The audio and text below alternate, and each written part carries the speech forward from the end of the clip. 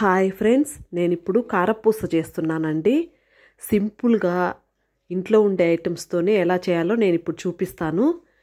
నేను 4 కప్పులు బియ్యం పిండి తీసుకున్నాను.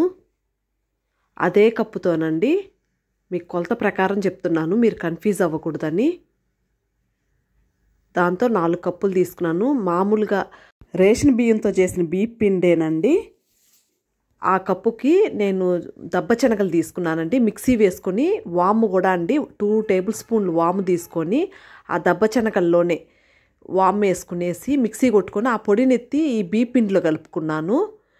ఒక గెరిటెడు, చిన్న గెరిటెడు అండి నూనె బాగా కాగబెట్టి ఆ నూనెని ఎత్తి ఈ పిండిలో కలిపాను. వాము దబ్బ శనగలు 2 కలిపి మిక్సీ కొట్టి వేసానండి. మంచి సువాసన ఉంటుంది, ఇంకేమీ అవసరం లేదు. వేడి నీళ్ళండి కళ్ళుప్పు వేసి బాగా తెల్లబెట్టాను. తెల్లబెట్టిన నీళ్ళని ఈ బియ్యం పిండిలో వేసి కలుపుతున్నాను. పిండి మృదువుగా అవుతుందండి. మనము ఈ నూనె కాచిపోసాం కదండి, ఒక గెరిటెడు, చిన్న గెరిటెడు, అందుకని గొల్లగా వస్తాయి, బాగా కరకరలాడుతా బాగుంటాయి. మీ కారానికి తగ్గట్టండి నేను 2 టేబుల్ స్పూన్ కారం పొడి తీసుకున్నాను. మీరు ఇంకొంచెం కారం కావాలన్నా వేసుకోవచ్చండి. అది కూడా మొత్తం ఇట్లా కలిగి పెట్టుకున్నాను. వేడి నీళ్ళండి, వేడి నీళ్ళతో కలిపినందువల్ల మృదువుగా బాగుంటుంది పిండి, బాగా కరకరలాడుతూ వస్తాయి. నాకు పిండి కలిపేటప్పుడే గుర్తుకొచ్చిందండి, నువ్వులు కూడా వేస్తే బాగుంటుంది అనేసి. అందుకే ఇప్పుడు నేను నువ్వులు యాడ్ చేస్తున్నాను, ఒక గుప్పెడు. నా దగ్గర నల్ల నువ్వులు ఉన్నాయి, మీకు నచ్చినటి మీరు యాడ్ చేసుకోవచ్చు, మీ ఇష్టం అండి, ఆప్షను. మీకు నచ్చితే వేసుకోవచ్చు, లేకుంటే అవసరం లేదు. దబ్బ శనగల పొడితోనే, అంటే పుట్నాల పొడి కూడా అంటారండి దాన్ని, ఆ పొడితోనే మంచి టేస్ట్ వస్తుంది. ఏం వేయకపోయినా పర్వాలేదు. మనం కాగబెట్టిన నీళ్ళు ఉన్నాయి కదండి, వేడి నీళ్ళు, ఆ వేడి నీళ్ళతోనే పిండి మొత్తం కలుపుకోవాలి. ఈ విధంగా కలుపుకొని పక్కన పెట్టుకోవాలండి.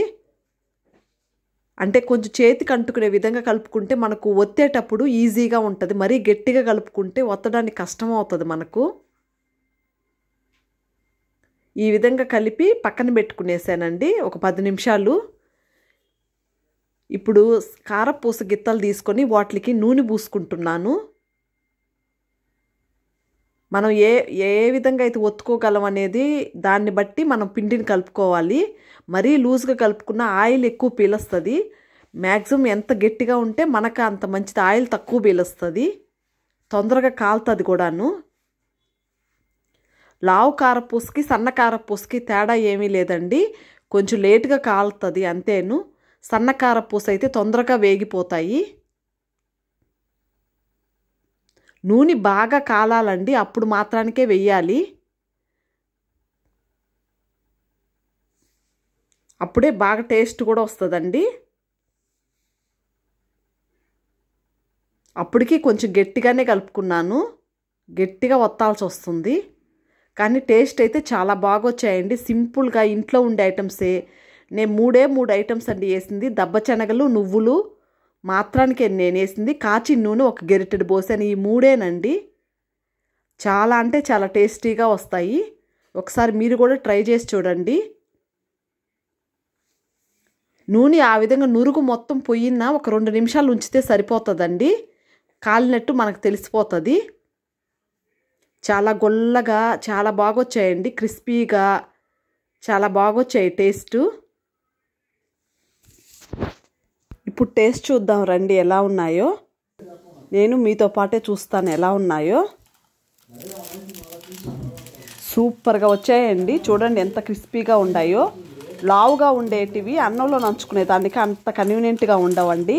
ఇంత సన్నగా ఉండే కారపూస అయితే అన్నంలో నంచుకొని తినడానికి కూడా కన్వీనియంట్గా ఉంటాయి.